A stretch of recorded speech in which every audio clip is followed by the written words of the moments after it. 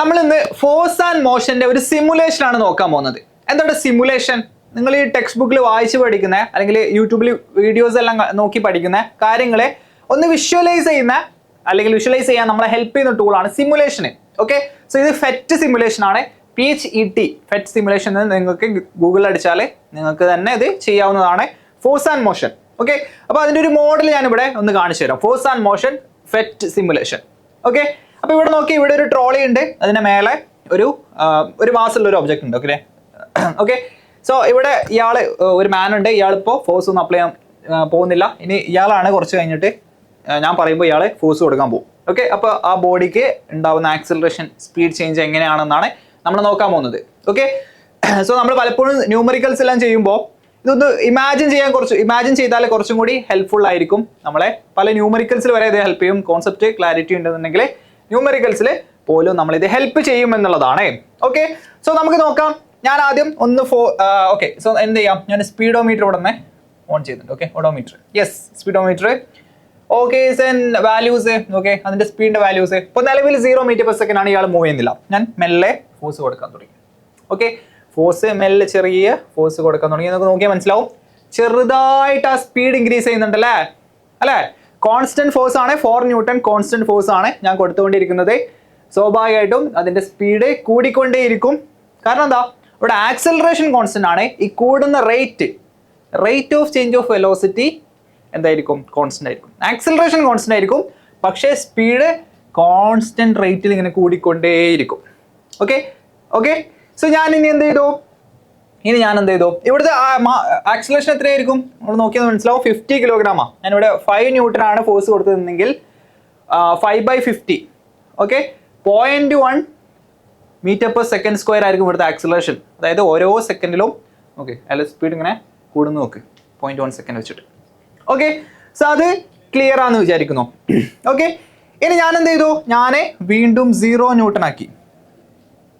അതായത് കൊടുത്ത ഫോഴ്സ് നിർത്തി. എന്താ സംഭവിക്കുന്നേ? ഈ ബോഡി മൂവ് ചെയ്തുകൊണ്ടേയിരിക്കുന്നു. സ്പീഡിന് വ്യത്യാസമില്ല, സ്പീഡ് കോൺസ്റ്റന്റ് ആണ്. ഇതേതടാ?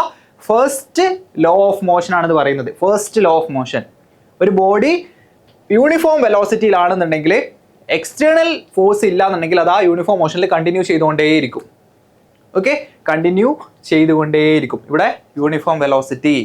നമ്മൾ എക്സ്റ്റേണൽ ഫോഴ്സ് കൊടുത്താലേ യൂണിഫോം വെലോസിറ്റി അല്ല. അപ്പോൾ പിന്നെ ആക്സലറേഷൻ ഉണ്ടായി തുടങ്ങും, വെലോസിറ്റി കൂടിക്കൊണ്ടേയിരിക്കും. ഓക്കെ, അപ്പോൾ നിങ്ങൾ വിചാരിക്കും ഇത് ഇങ്ങനെയല്ലല്ലോ.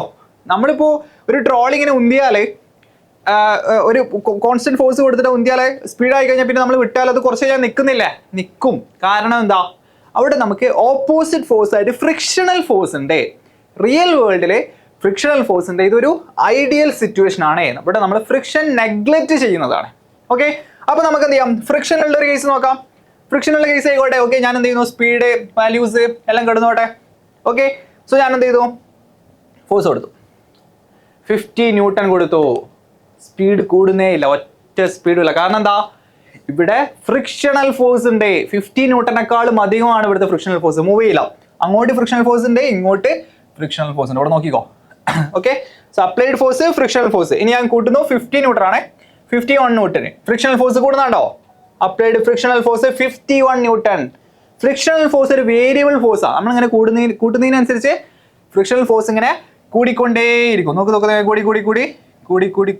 കൂടി. ഓക്കെ, 60. Okay, yes. ഓക്കെ,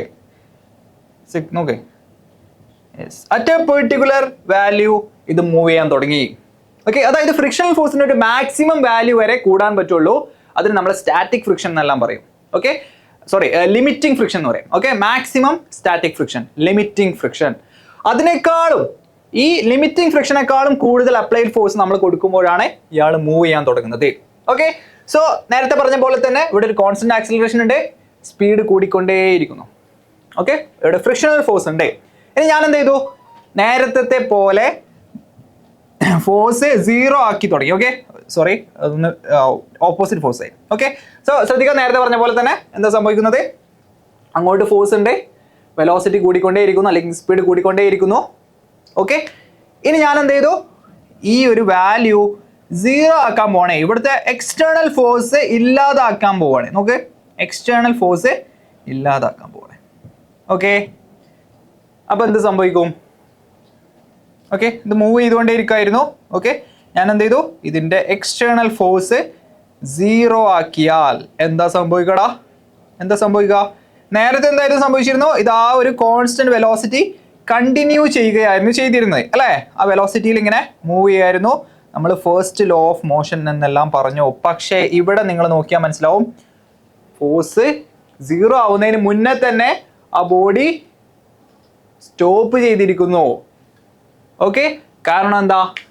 കാരണം അവിടെ ഫ്രിക്ഷൻ ഉണ്ട്. ഓക്കെ, ഇൻ റിയാലിറ്റി അതാണ് സംഭവിക്കുന്നത്. ഓക്കെ, അപ്പോൾ റിയൽ വേൾഡിൽ ഫ്രിക്ഷൻ ഇല്ലെങ്കിൽ എന്താ നിങ്ങൾ സംഭവിക്കുക? നിങ്ങൾക്ക് ട്രോളി റിട്ടാനൊക്കെ വളരെ എളുപ്പമായിരിക്കും. ആ ട്രോളി ഇപ്പോഴും പോയിക്കൊണ്ടേയിരിക്കുക. നമ്മളൊരു പെർട്ടിക്കുലർ ഫോഴ്സ് അങ്ങ് കൊടുത്താൽ മതി. ഓക്കെ, അപ്പോൾ അതിനെ എന്ത് ചെയ്യും? ഒരു ഫൈനൽ വെലോസിറ്റി അച്ചീവ് ചെയ്യും. ആ വെലോസിറ്റിയിൽ ഇങ്ങനെ കണ്ടിന്യൂ ചെയ്തുകൊണ്ടേയിരിക്കും. പിന്നീട് അത് സ്റ്റോപ്പ് ചെയ്യുന്നത്, റിയൽ വേൾഡിൽ അത് സ്റ്റോപ്പ് ചെയ്യുന്ന ആരാണ്? ഫ്രിക്ഷൻ ആണ്. ഓക്കെ, ഫ്രിക്ഷൻ ആണ്. ഓക്കെ, അപ്പോൾ ഇവിടെ നമ്മൾ എന്തൊക്കെയാണ് പഠിച്ച്?